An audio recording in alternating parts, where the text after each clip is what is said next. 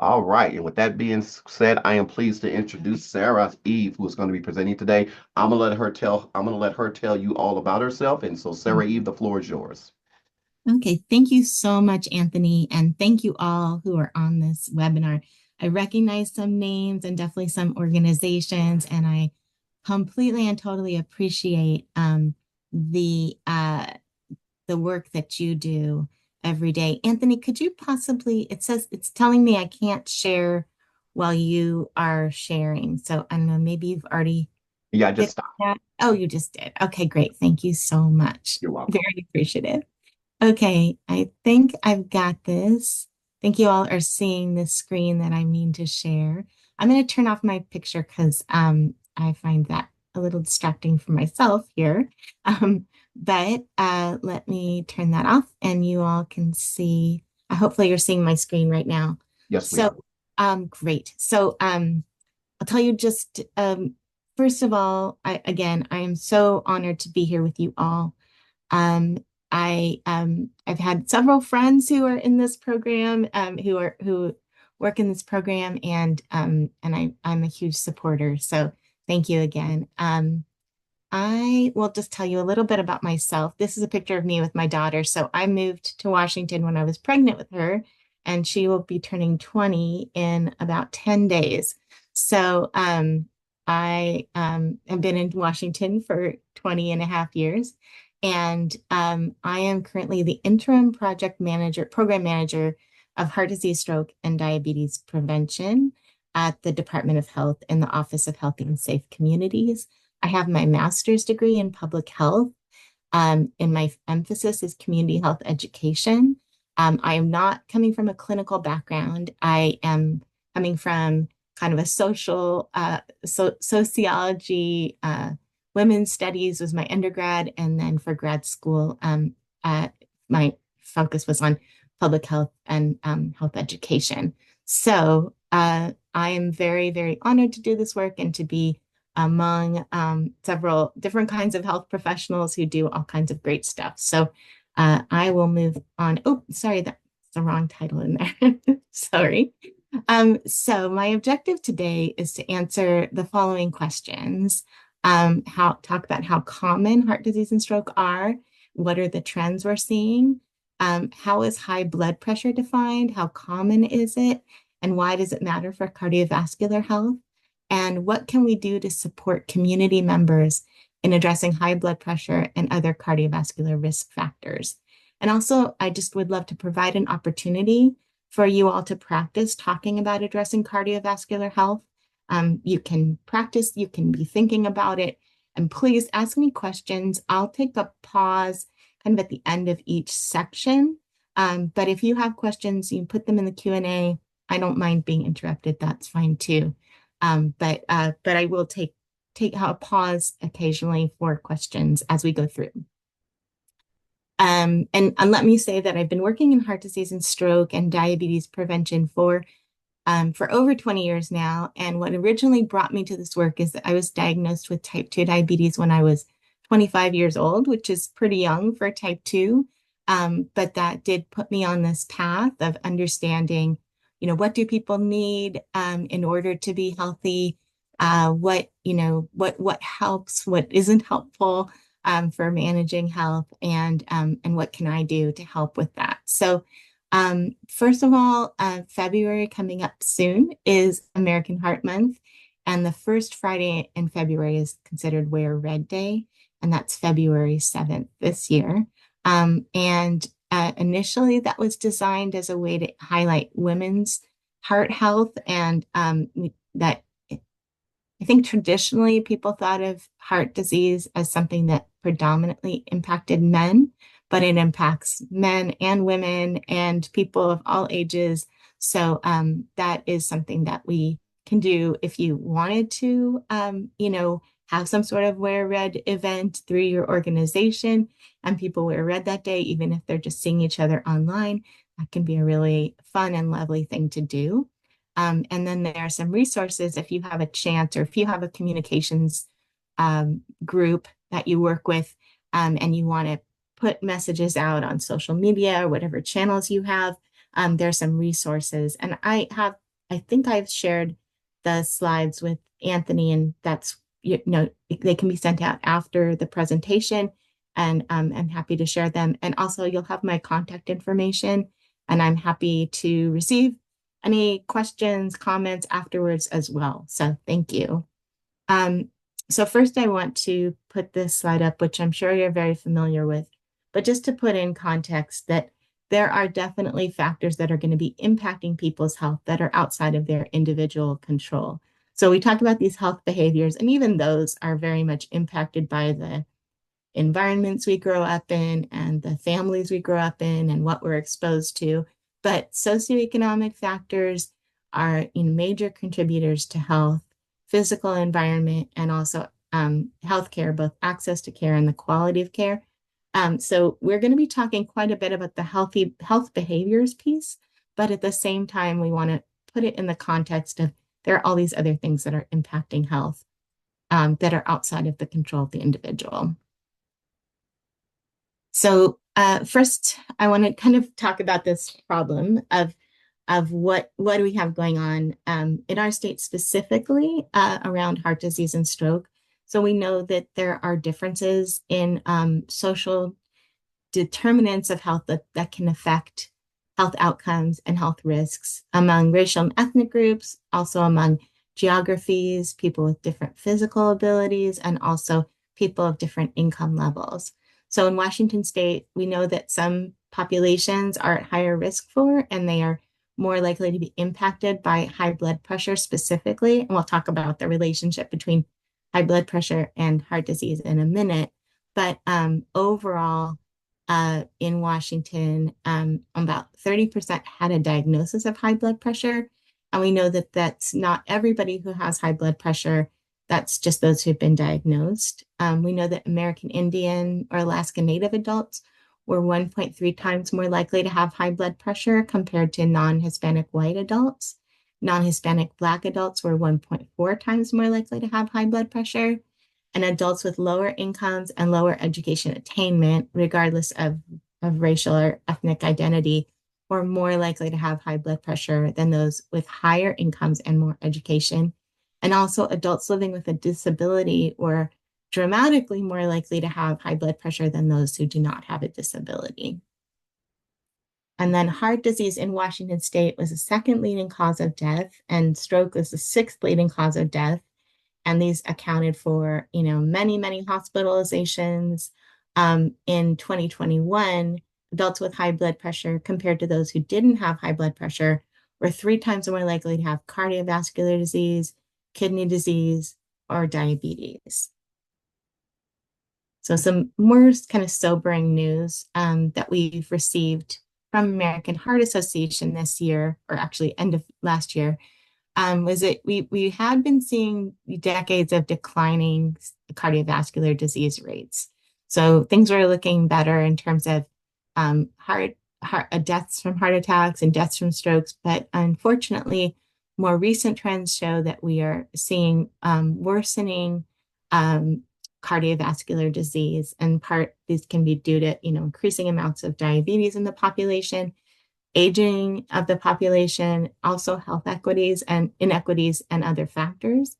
And from 2011 to 2021, the number of stroke deaths increased 26.3%. And then another population that we are concerned about is people who are pregnant. So chronic hypertension in pregnancy. So it's pregnancy, for the most part, pregnancy that either exists before hypertension that either exists before pregnancy or develops in the first 20 weeks during pregnancy increased really dramatically between 1970 and 2010. And Black women had persistently twofold higher rates of chronic hypertension compared with white females over the 40-year period. So we see differences in along race, ethnicity, age, all kinds of other factors, but overall, the message is that heart disease and stroke are serious, they are common, and we want to do everything we can to prevent them. We also know there are differences in the awareness of high blood pressure and then treatment and control. So awareness is If we know that among the population that has hypertension, about if we look at the average, about 62% are aware, so about two-thirds are aware. So there's about a third of people who have high blood pressure who don't know they have it. And then in terms of treatment, about half of the total people who have high blood pressure are receiving treatment, and then only about a quarter, and that varies depending on race and ethnicity, are really seeing blood pressure control. So when there are people who are aware they have high blood pressure and they're being treated, but they're still not where they need to be in terms of blood pressure control, we know that that's an issue that has to do with that overlaps with the health system, and that we want to make sure that people not only know they have high blood pressure and getting treated for blood pressure, but can be advocating for themselves or have other people help advocate for them so that they can get to that ideal level of blood pressure control to prevent heart disease and stroke. So I wanted to just give some key words that you may or may not be familiar with, but as I go through, cardiovascular system is really referring to the entire circulatory system. So you think about all the places that blood goes in our body, and the heart that is pumping it through. Blood pressure specifically is the force of blood pushing against the walls of the arteries. So it's normal for blood pressure to rise and fall throughout the day, but when blood pressure remains high, that's when it can cause damage and harm our both our large vessels and our really small vessels, like the ones in our eyes and kidneys and other places. So hypertension is when blood pressure is elevated and remains high, and it's chronic. And if it's not controlled, it can lead to damage of the heart, the brains, and the brain and the kidneys. And then cholesterol, we talk about blood cholesterol. Too much of one form of this waxy fat-like substance that's made by our livers called low density lipoprotein, or LDL, can build up in our vessels and cause damage and clots. And then another high density lipoprotein we want to make sure we have enough of, and it's really when it is not, we don't have enough of it, that causes problems. And then overall cardiovascular disease can be any disorder that affects the circulatory system. Heart disease are things that specifically impact the heart, could be congenital heart disease, but hypertension falls in this category. But it could be other kinds of heart disease, some of which may be there at birth. So in terms of stroke, that is interruption of the blood supply to the brain. And that can happen either because of a clot or because something has burst and is bleeding. And that can lead to some level of cognitive or physical disability or death if it's not treated very, very promptly. So we want to make sure we're on top of both anything that affects the heart or the brain there. So I'm just going to talk through, and this may be redundant for some of you, but just a brief overview of how the heart works. So I want to first acknowledge that my learning about this really has come from Dr. Cheryl Farmer, who was the previous or had been the program manager of the Heart Disease, Stroke, and Diabetes program. And she's a physician who really understood how to talk about heart disease. So she really always wanted to make sure that people understood that kind of how this amazing organ in our body functions. So the blood comes into the heart through these two main veins, the superior and inferior vena cava, into the right atrium. And then there's the tricuspid valve right there that is in between the right atrium and the right ventricle. And so it's a valve that prevents the blood from going backwards and keeps it going in the right direction. And then out of the right ventricle, the blood goes to the pulmonary artery. And pulmonary, when we think of that, that's lungs. So it's going out to the lungs. And then it's going from the lungs where everything is exchanged. They gases we don't need are gone, and we get oxygen. and then the pulmonary veins bring it back in through the left atrium to the left ventricle, out the aortic valve, and through the rest of the body. So our hearts are beating for us 24/7 from the first time they beat to the last time they beat. And that they're really this very elegant and beautiful pump that we have in our bodies that works incredibly well most of the time. So when you talk about blood pressure, I said this before, but basically what we are talking about is the pressure of the blood through the arteries. So what I sometimes think of is like a garden hose. I know that's not necessarily the best analogy because really our circulatory system is a closed system, but that's something that I can relate to. So I think of like, okay, when I first turn on the hose, if I were to hold the hose really tight, there'd be a pressure that was building up in the hose, and I'd be able to kind of you can measure that pressure. You can actually see like how much pressure resistance is there. And then if I were to let go, then the blood is flowing through, but there's still some pressure that is being maintained in the blood vessels. So where we come into problems is either if there's a lot of blood volume, and that can happen sometimes during pregnancy, or if there's fluid retention, if the vessels are inflexible or are are already rigid and not opening up as much as they need to respond to the blood pumping through. And that can happen with age, but that process is called atherosclerosis. And then also there can be blockages in the blood vessels.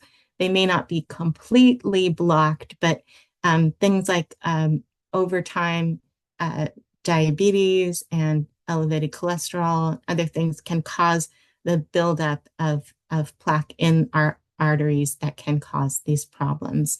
So we are looking at like just what can we do to keep our vessels healthy, keep our heart healthy, and make sure that blood is flowing everywhere it needs to at the right pressure, not too high of a pressure and not too low. So we talked about blood pressure levels. We're really focused on high blood pressure because that's what leads to problems with heart disease and stroke. And low blood pressure can also be a problem for some folks, but that's something that there can have a lot of different causes and generally has some acute, immediate symptoms that people will be feeling and will need to be treated for. And what we're talking about here is more the chronic condition of high blood pressure. So ideally, the blood pressure that we would see would be less than 120 for the systolic and less than 80 for the diastolic. So just to quickly explain those two numbers. So systolic is when the heart is beating. And so that's going to be that higher pressure, like as the blood is pumping through. And diastolic is when there's in between the beats where the blood is at a more steady flow. And so we want to know both of these numbers, but those are the ones that we're looking at, and that's why there's two of them. So that elevated is when once blood pressure gets above 120 or higher for the systolic number, that's when we're starting to pay attention and get a little concerned. And then the diastolic number is still less than 80 for elevated. When we consider it high blood pressure and it's stage 1 is when that systolic number, that first number is between 130 and 139 or 80 and 89. And so that's when we're likely to have a provider kind of say, hey, what's going on? We want to figure out what's happening. And then 140 or higher or 90 or higher is hypertension stage 2. It could be either of those. So it could be someone has a blood pressure that's 134 over 95, and that's going to be put in that stage 2 category because that diastolic number is meets that threshold. And then if you encounter someone and the blood pressure is higher than 180 and or higher than 120, that is considered a hypertensive crisis, and it is appropriate to call 911 at that time. Now, if you're working with somebody and they measure their blood pressure alone at home, and they just had a coffee or a cigarette or something else that might impact that, might want to wait and have it measured again. But if it's someone who, especially someone who doesn't usually see those numbers, you're going to want to make sure that 911 gets called. So when we think about again how common blood pressure, elevated blood pressure, high blood pressure is, it is slightly higher for men than for women.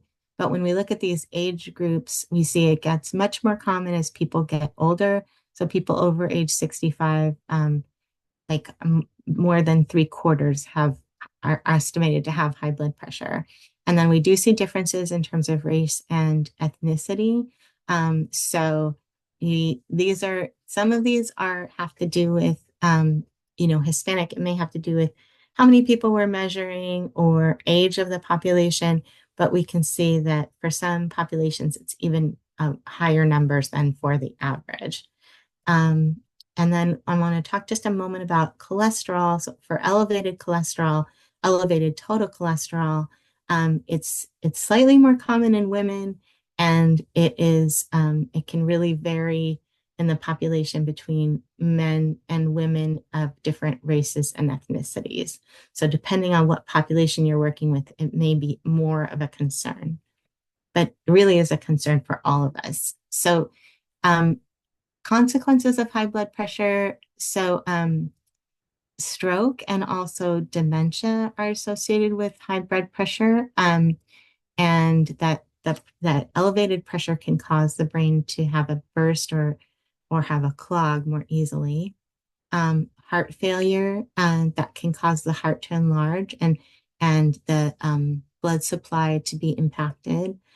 Sexual dysfunction, and I mentioned this because some people have the idea that having taking medication to treat high blood pressure can have impacts on their sexual function, but actually not treating it also can have impacts on sexual function, both for men and for women. So it's about finding the right medication and having one that is the right match, and doesn't necessarily have those particular side effects, or those effects can be managed, rather than avoiding medication altogether.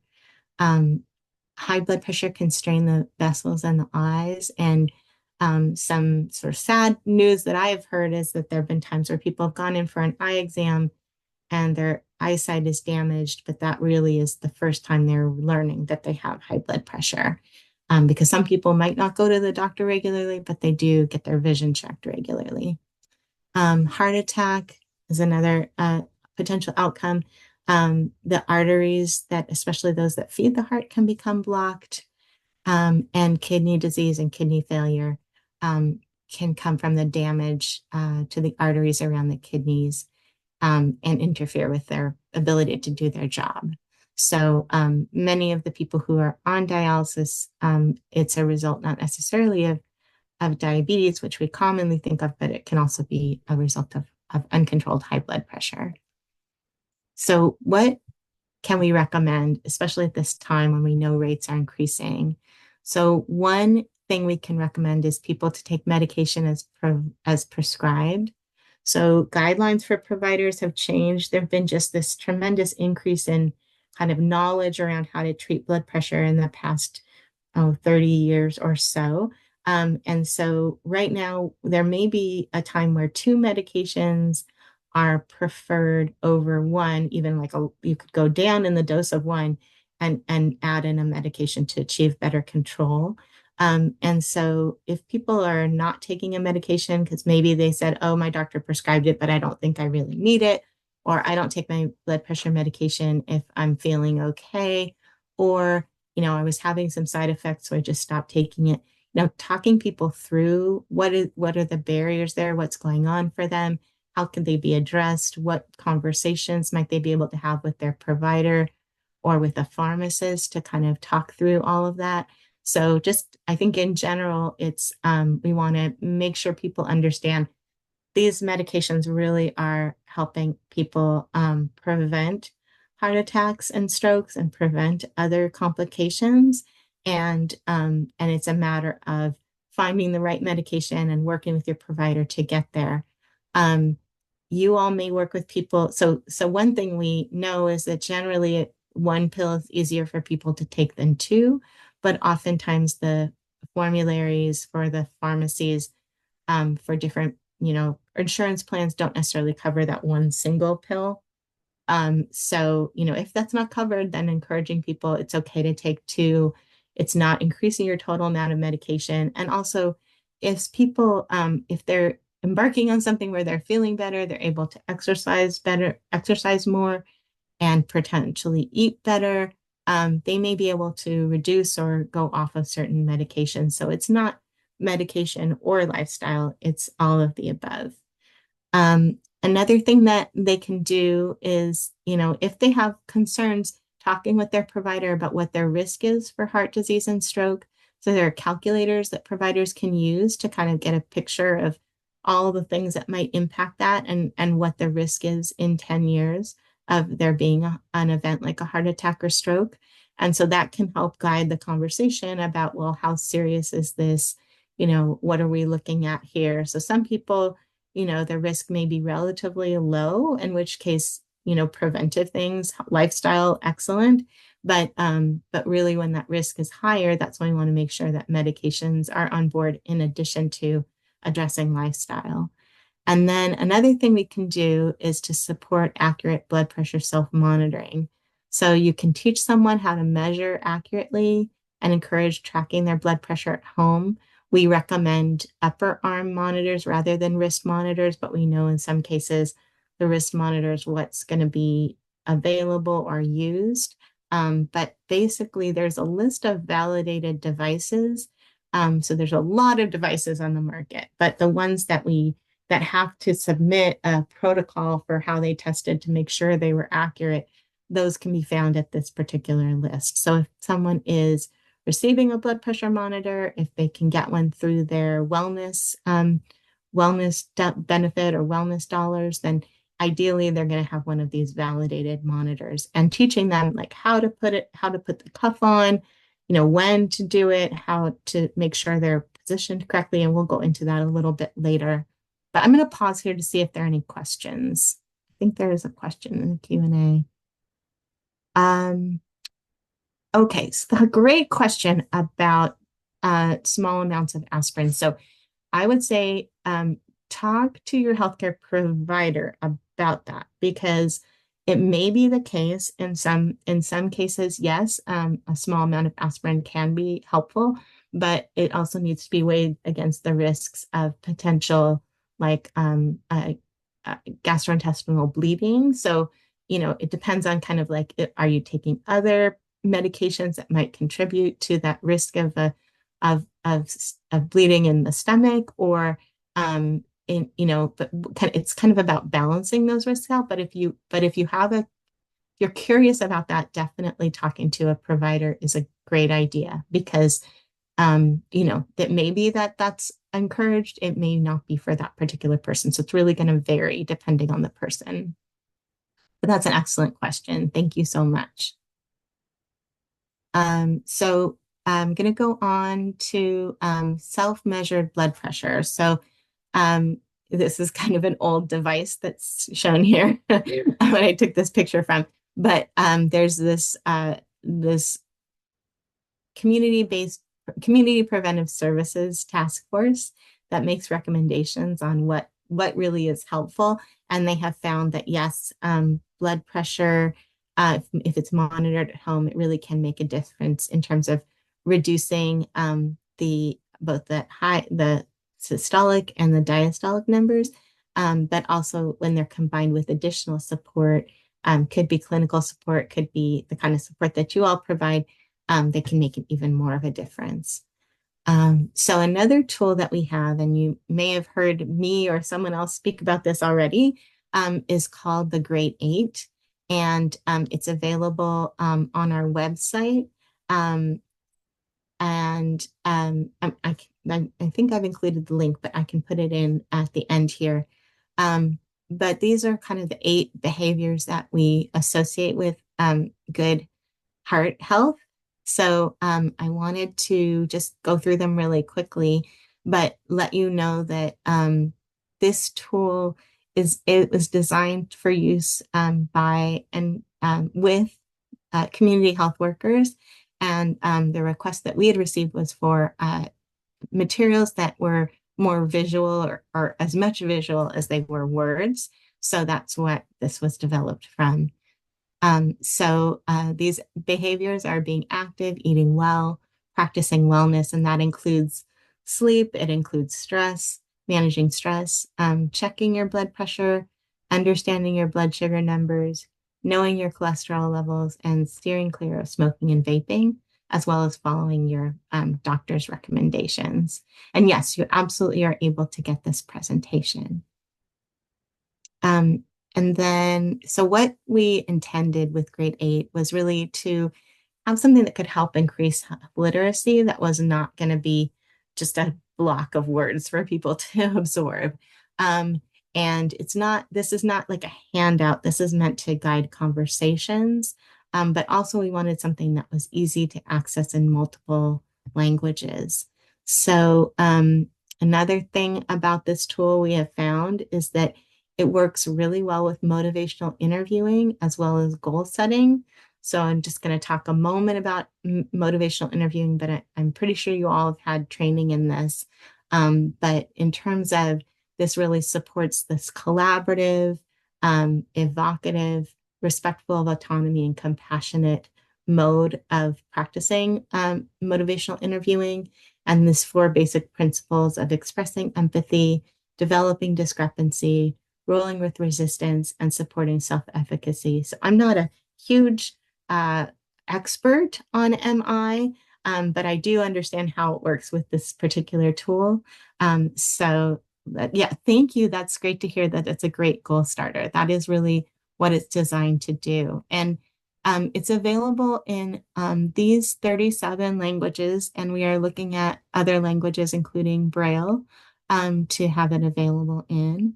And if you're working with someone, then it's, and they speak one of these languages, you'll have the same pictures even if you don't have the same words. So that it can be helpful even if you're kind of working with someone who doesn't speak exactly as the same language as you. Guys, there's a question. This is a great question about drinking a glass of red wine a day is healthy. So this is something that has been studied over time, and it used to be kind of the wisdom was a glass of red wine a day is healthy for reducing heart attack, stroke, and diabetes. But the general opinion these days is not drinking alcohol is better than drinking alcohol. If alcohol is being consumed, then definitely in moderation.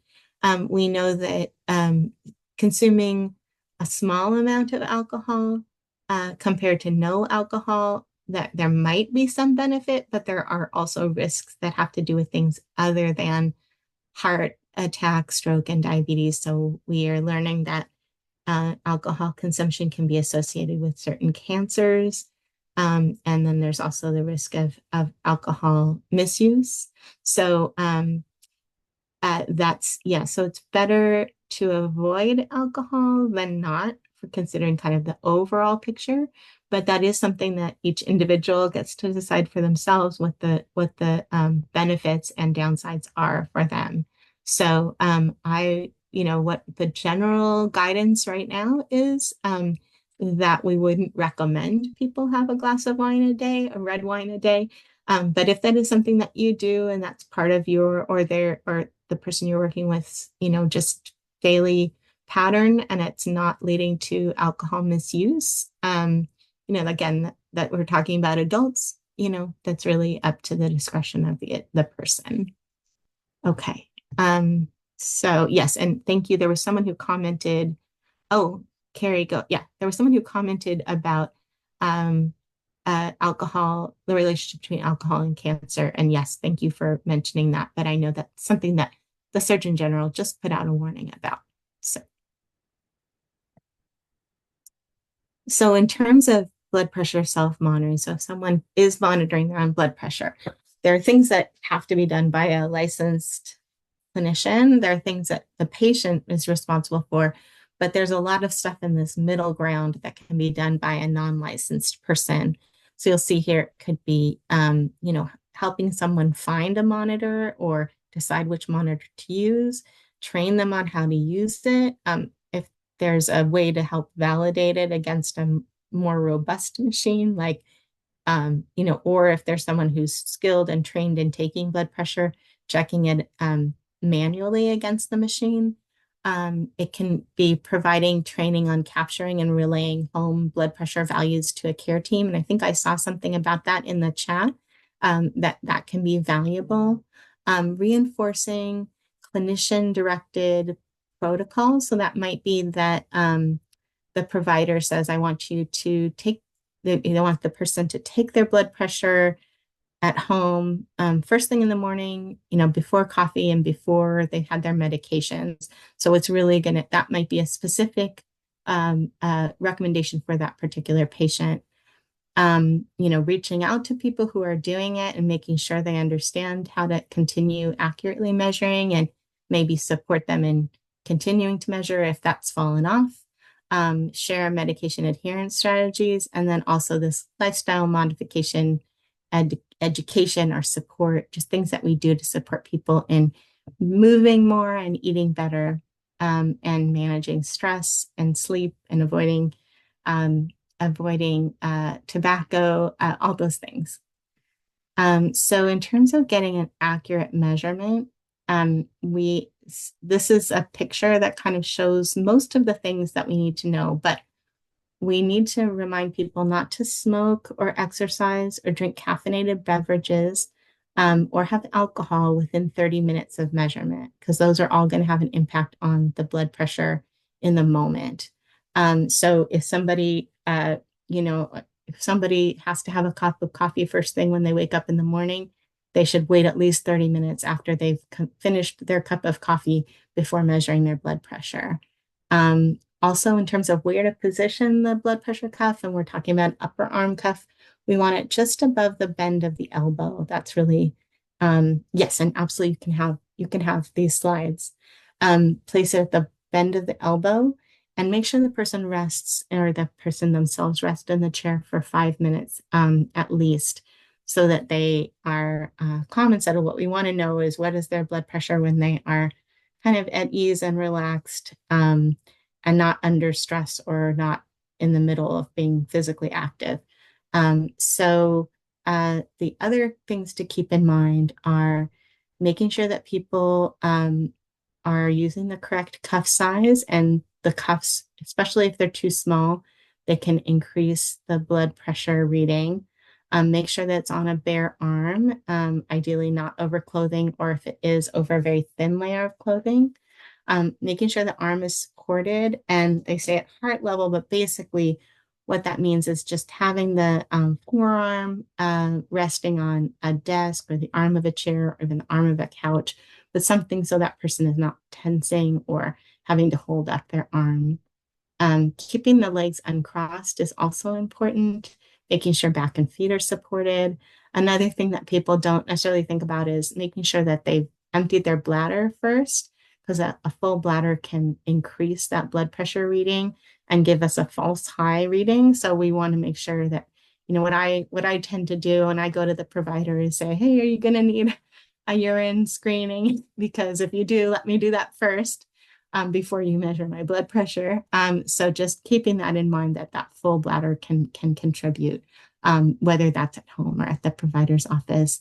And then also not having a conversation. This one is really tricky because people often okay, someone's sitting there, they're relaxed, that they think that's a good time to have a conversation. It could be an MA, it could be someone else, but really even talking or active listening can increase that person's blood pressure. So as my mentor, Dr. Cheryl Farmer, would say, anything that engages our nervous system can cause our blood pressure to be impacted and to go up. So we really want to make sure, because we can see if it's 10 points, 10 milligrams of mercury, that is, really giving us not a good picture. It's too big of a difference to really know if this person's blood pressure is where it should be or if it isn't. So some materials that we have available, we have blood pressure trackers, and we have ways that you can check your blood pressure. My manual about checking your blood pressure. The manual and the trackers are available in in the languages listed there. So English, Spanish, Chinese, Russian, Korean, and Vietnamese. And the trackers are also available in Khmer, Amharic, Tagalog, and Arabic. And then there's an email address there. You can request an order form, but I believe, Anthony, I sent one to you as well that can go out to everyone. And these are free materials. Feel free to order as much as you need. Okay. Um, okay, so that's more interactive part of our conversation. And please feel free to keep asking questions. But it's just I'm curious, what do you recommend or what have you recommended if someone's blood pressure is elevated or they've been told they have hypertension? Curious about how do you start conversations about cardiovascular health? I know that can be kind of a hard thing, and hopefully that grade 8 tool can help with that. And what tools or what, aside from what I've shown today, are there any other tools that you use to support cardiovascular health? Oh, awesome. So diet and taking medication regularly are things that you recommend if someone's blood pressure is higher than when and exercise. Awesome. Let me just open up the chat to see if I'm missing anything else. And I don't know if people can come off mute. Oh yeah, having a blood pressure log, absolutely. And that is keeping a log so that if I can go back one slide here,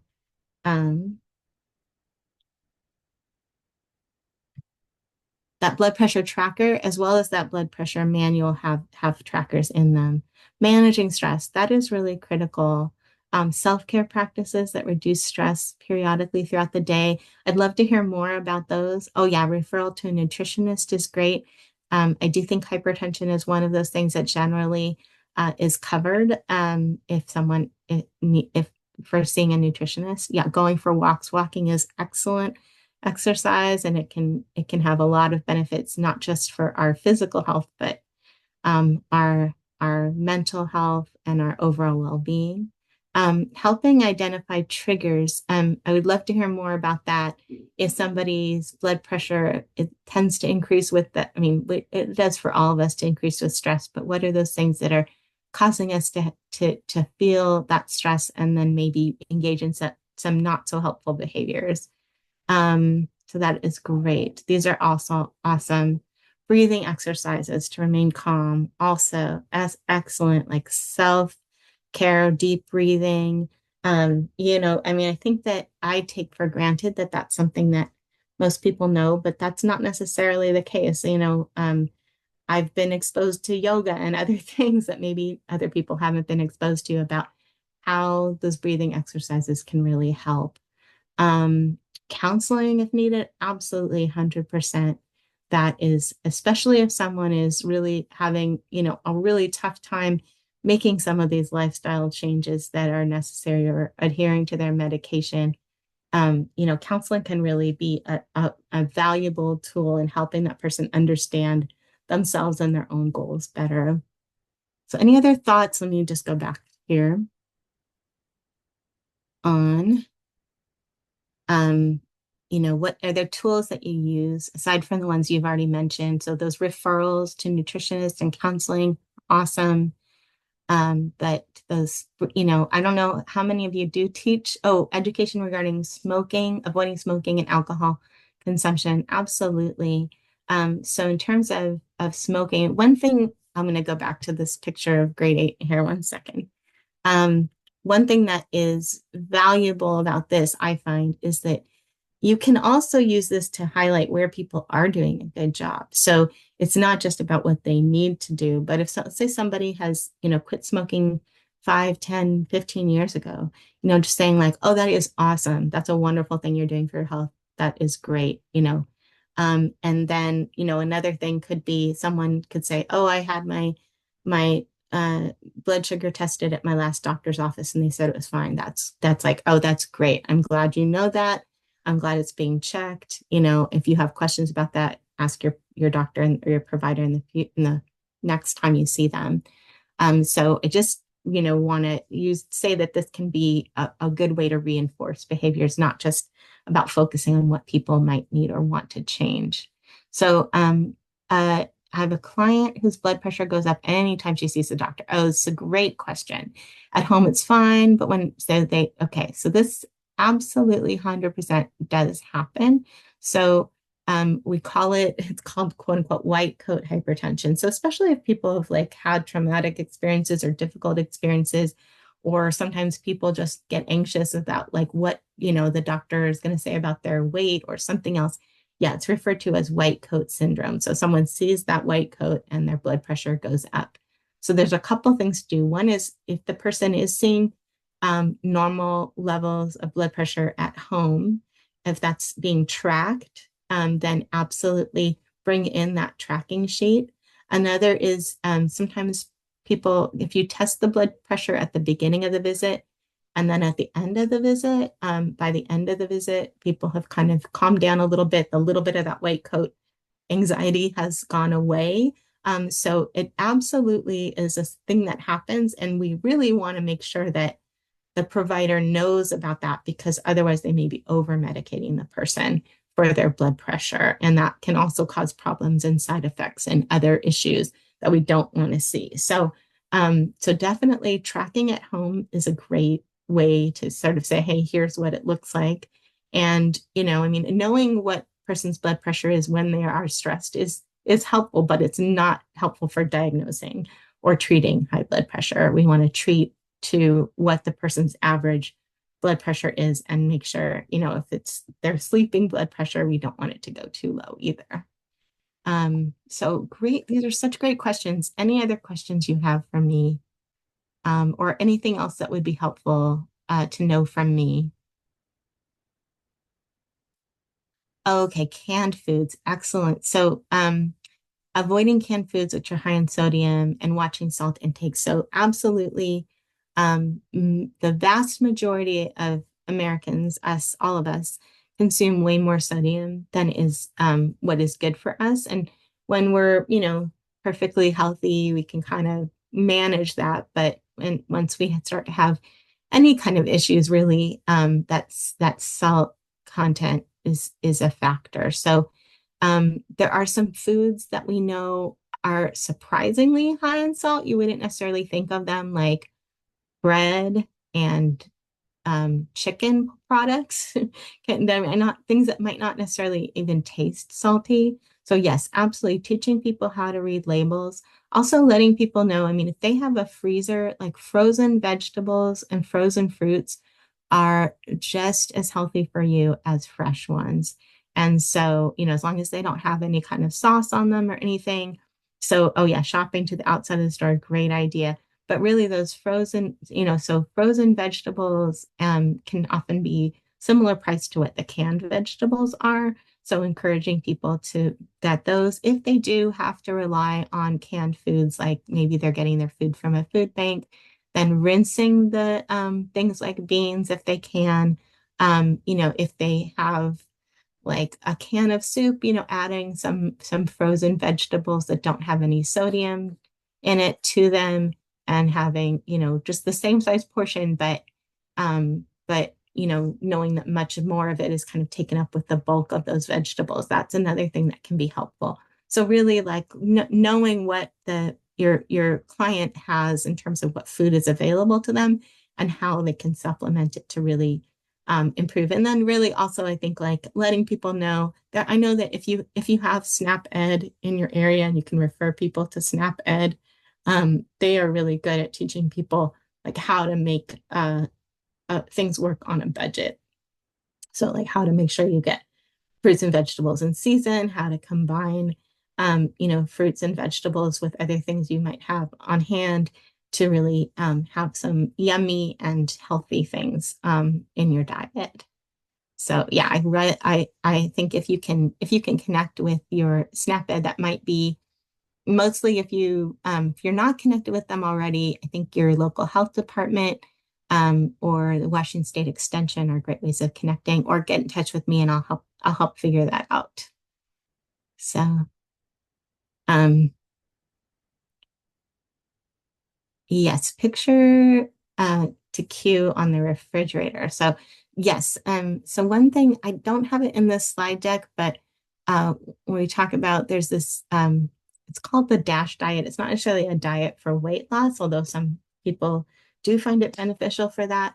But it's really increasing fruits and vegetables, reducing the amount of canned and processed foods that people have, increasing the amount of grains, whole grains, beans, and really like sticking with healthier fats like avocado, which I know that can be expensive, but if possible, olive oil, some other things that people can do to really bring their diet to this level that is going to be healthier. And it's not necessarily focused on what not to eat as much as what to include. So I do have a picture that's really nice picture of kind of what that looks like in terms of all the different kinds of foods that are in there. And I will be sure to share that. Let me just make a note to share that.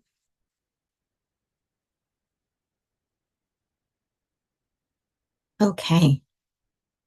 Anything else? Any other questions or comments? You all have a lot of wisdom here. I really appreciate that. I'm just gonna go here.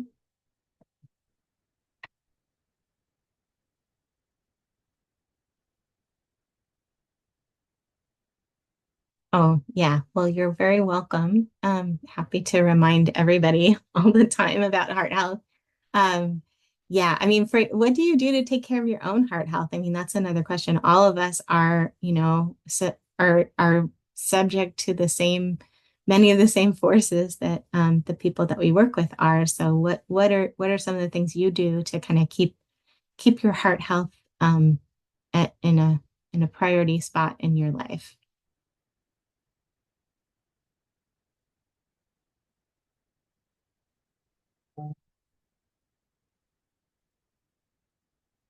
Okay. Mindfulness after they've taken their medication. That's great. If you might want to say more about that, but I find that like if I'm thinking that when I take my medication that I take for type 2 diabetes, if I remind myself this is something I'm doing that is good for myself, it's a good moment to kind of take that mindfulness and I recognize that I'm doing something positive. And then this question about oils, so I'll come back on screen. Um, Opinion on canola or vegetable oil and which are more affordable. So there's a lot of controversy around this right now, and a lot of people have different opinions. In general, so different kind of oils have different sort of profiles in terms of um, kind of how they interact with our bodies. So I would say, in general, uh, vegetable oils are better than saturated fats, so things like butter, animal fats, uh, coconut oil, even. However, I mean, if people are using, it sort of depends also on the amounts that people are using and what's sort of common for their diet. So, in general, probably if people are using lard and they switch to something like canola oil, which is generally fairly affordable, that is going to be healthier. But in terms of like, kind of the best oils that we think of, I think avocado and olive oil, those can be expensive. So canola oil. I mean, again, this is one of those areas where science is still not settled. But we do know that a diet that's high in saturated fats, so again, those butter, animal fats, some type fats that are like kind of hard at room temperature, those are the ones that if we consume more of them than is ideal, could be harming our heart health and our cardiovascular health. So that's kind of my opinion on that. But generally speaking, the vegetable oils are going to be healthier than, say, like a butter. But again, it's also about amounts. I mean, if people are not having a huge amount and they're having a small amount, butter can be okay. Coconut oil, if that's appropriate for their cuisine, I wouldn't say they can't ever have it.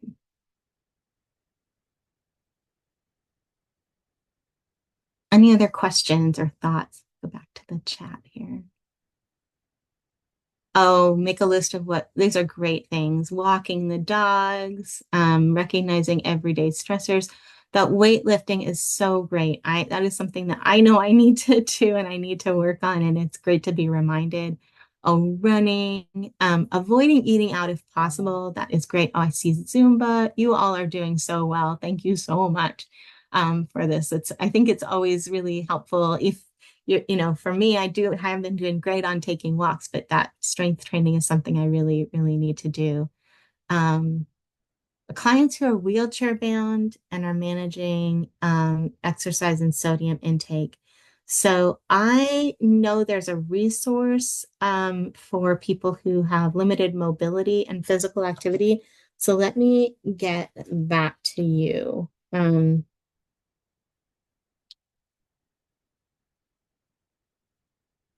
Okay.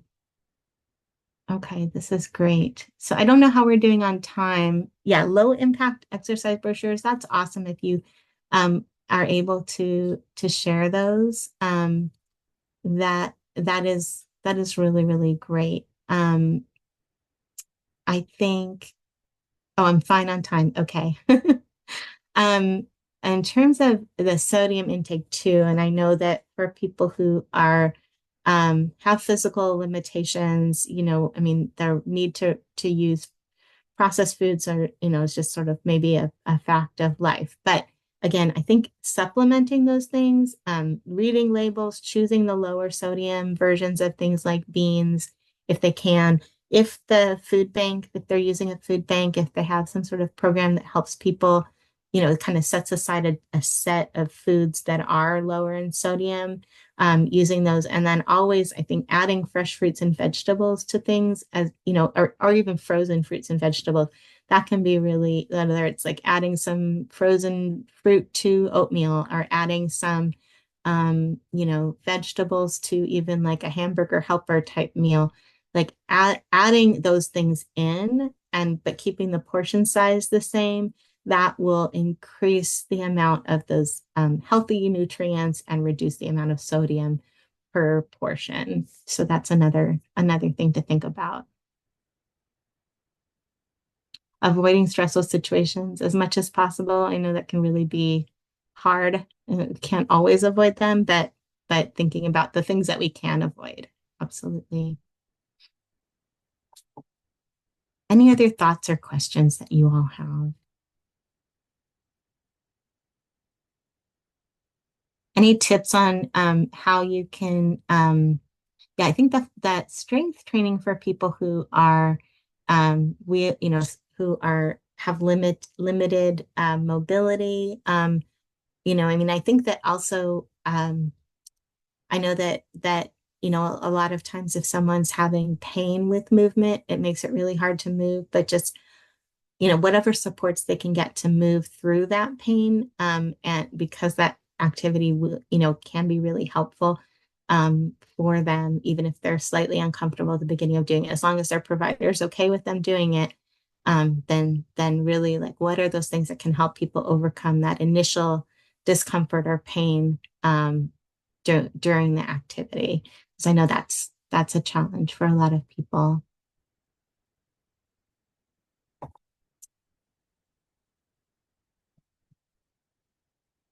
I do want to share, and so this will be in the slides that go out, but this is our contact information for our program. So I have a colleague, Alexandro, who focuses on diabetes. We usually have a person who focuses on cardiovascular disease, but I'm in that spot for right now. And Marissa Floyd is our cross-program consultant, and she's likely to be the one to respond if you submit an order. But she really is very knowledgeable about like resources and where to find things and how to connect up with people. So she's a great, great resource too. So, is there anything else? Or Anthony, I'm sorry if I'm uh, not filling your full time, but I'm definitely happy to stay on and talk about anything that people would like to. And it'd be great if people have created any resources like Jose, I see that you have and you're willing and able to share those, that would be fantastic. But I will also get these two things to you as well. Um, the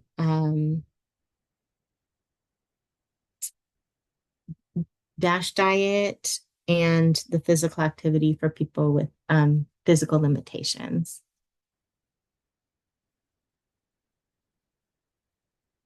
Is there anything else anybody wants to discuss? Oh, how diabetes impacts heart health. That is an excellent question. If we think about, I'll go back to that picture of the heart really quickly. Sorry, just scroll like this picture here. So our blood vessels, the inside lining of our blood vessels can be damaged by things like elevated glucose and cholesterol, high blood cholesterol. And so that's one of the things is when our blood sugar is too high, it basically can damage that inside lining of our blood vessels. And also just having diabetes does increase our chances of having high blood pressure, and they are often go hand in hand. So when someone has diabetes, first of all, it's really, really important they pay attention to their heart health. That's kind of their biggest risk. They're a risk for complications of diabetes, but when we're talking about like immediate life-threatening risk, that is the greater risk. And also they have greater risk of stroke. Just managing diabetes very well, but also they may be recommended to take a medication for lowering cholesterol, even if their cholesterol is not terribly high. It's still better to keep it in a very healthy range.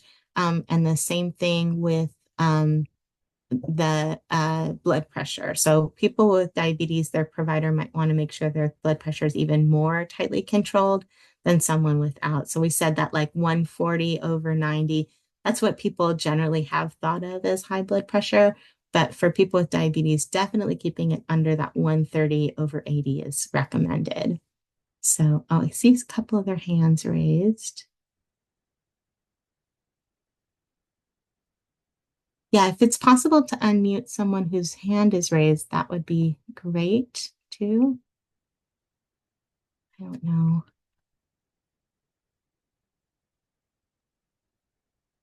Okay. I think you may be unmuted if you had your hand raised.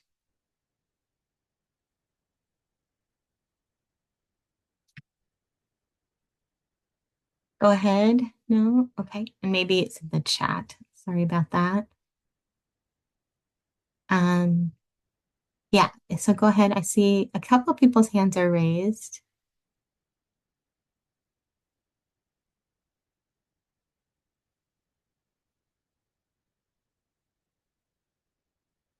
So Anthony, are you able to take them off of mute? I'm trying to right now. I Okay. think I see, boom, there it is. Okay. Okay, so I think we should be good to go. So yeah, I've asked some people to unmute. I think Collins, I think their hand was up. Okay. Yeah, absolutely. So Collins, you may need to unmute yourself as well as being unmuted here.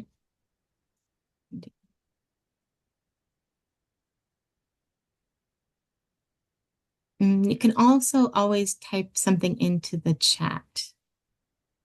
Yeah, I think his hand just I think the hand just went down. So it could have Oh, been okay. an error or whatnot. Sometimes that No happens. worries. No worries. It's totally fine to contact me afterwards with questions. I like say like I'm a very social person, so working remotely can be a little challenging for me. So I'm always happy when people reach out. It's never an issue.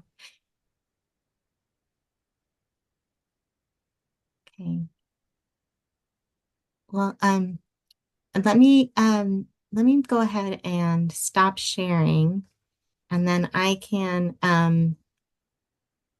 stop sharing, and then I can maybe I can get those links around Dash Diet and the physical activity and put those in the chat right now. Awesome. If you would do that. And while you're doing that, first of all, thank you so much for presenting. That was wonderful, great information. I wanted to also, again, thank everybody for being here. And just a reminder, I was going to talk about this earlier before we started the webinar content today, but while I have you all here, before you all get off real quickly, just a reminder that I sent out some information to your respective leads and supervisors and whatnot regarding the registration aspect of the webinar.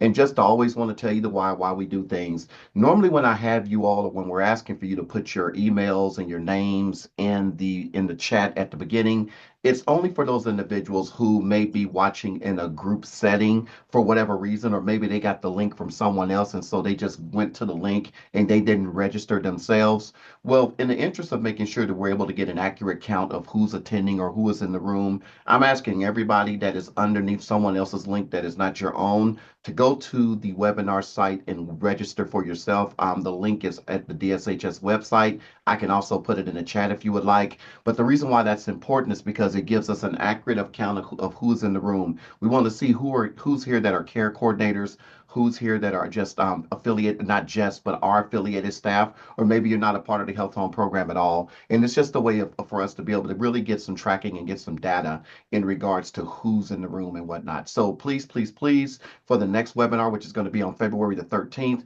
for those of you that have not registered underneath your own email and with your own name and information, please do so prior to that.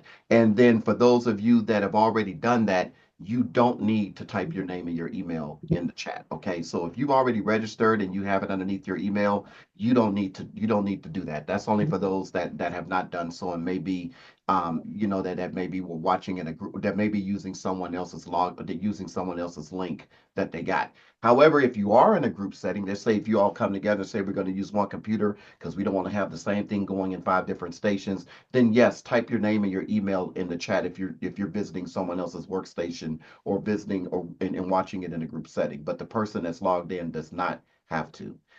Does that make sense to everybody? Because again, I just want to explain and make sure to why. If you can give me a thumbs up or whatever, that would be truly appreciated. So that way, I know that we're all on the same page. I appreciate y'all. Thank you so much. And with that, Sara Eve is putting all that great information in the chat for you all. So she put the link in for education, Senior Resource Connect. Yeah, absolutely. Mm. It's all in there. Please, please, please. This is great information, and of course, for all the work that you all do with your respective clientele, and even for our own personal health, I think this is something that we should all utilize to make sure that we're adhering to. Lasted 5,000 years. Was once almost. Well, Sorry Yes. about that. trending at home. No, A you're video okay. designed to get you moving, regardless of where you're at. Sorry about that. No, that's okay. I was I'll hear I was I was trying to listen. I was trying to that. get some info. Okay, this last one is a link to a playlist of exercises that people can do from home. So that might be helpful. And some of those are really geared towards people who have physical limitations. So, okay. Oh, there's some questions in the Q&A. Yes, blood pressure trackers you can totally get for free, and flyers that you may share with your clients. I need to know a little bit more about that, but I absolutely can try to get something. It depends on what you're looking for. There are some really great ones from the American Heart Association, so I would want to know kind of what. And email me. Put my email back in the chat here. But you can email me and ask for those kinds of specifics because I'm just going to want to know what languages and how many, that kind of thing. We do have definitely flyers that are like can be sent online, no problem, but we also could potentially print some for you if you needed. So, okay, health promotion flyers that you can share with your clients. So for that, are you talking about printed copies of things? Because that may be possible. It just kind of depends on what you need emailed. Okay. Yeah, I definitely can do that.